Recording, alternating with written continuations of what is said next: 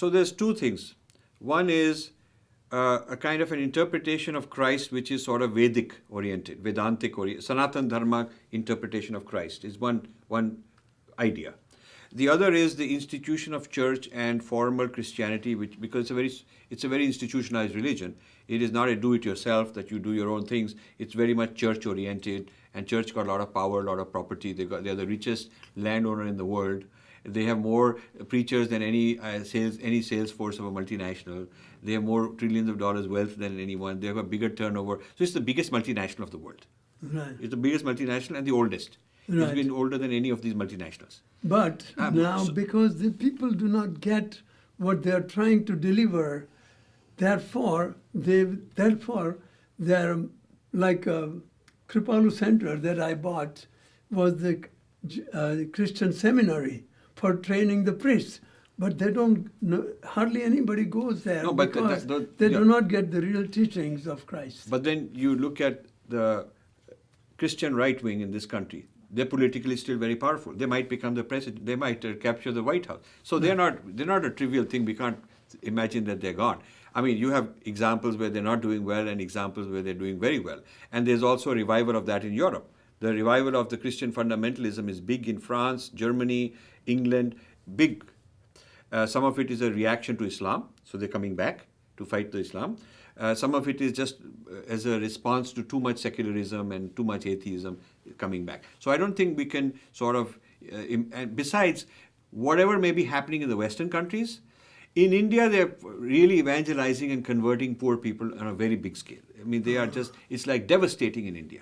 So in India, what they're doing is they're going and duping people by saying, you know, this Jesus is your own son of your soil. He was here only, he was yogi only, so you just adopt him. This is a way to dupe people into converting them.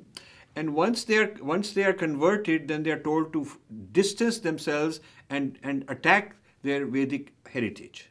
So attacking one's own heritage is a very violent thing, especially when it's forced upon somebody out of poverty. Right. So this business of saying Jesus could also be reinterpreted and accommodated within Sanatana Dharma has this strategy that once we can convince enough Hindus to accept this, we will then go through in various ways to convert large numbers of people, which is what they're doing. So they have Mary wearing a sari, Jesus in a lotus position in the churches, and and you see they're saying this Jesus also Rishi, and so Bible is the fifth Veda. There is this, the Bible is the fifth Veda. And so now if you're studying Bible, don't worry, it's the fifth Veda only. And there's Jesus in a dhoti. So and the Bible is a yagna. So they use the terminologies of all this is a strategy called inculturation, which is a very official strategy started by the church, to use this Hindu or this Indian, the Sanatana Dharma openness, what I call open architecture, openness, as a way to defeat it. So this openness that you're showing, which is part of the culture, to be very open and allow others, in fact, receive others with open arms, welcome them, they use it to kind of defeat. Right. So you see what happened is, when they were fighting the pagans in Europe, they did the same thing. When they were fighting the pagans in Africa and Latin America, they did the same thing.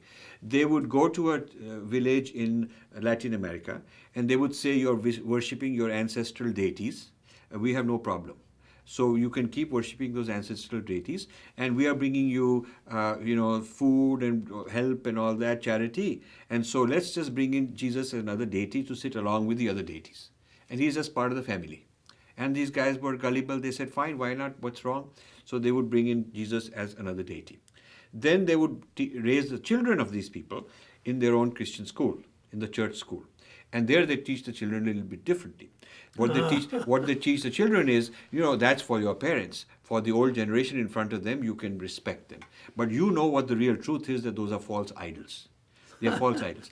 So when these children grow up, and the parents are now very old, the children are running the show, the parents are old, they're told, just put up with it, but someday you just have to throw these idols away and demolish them and burn them and so on.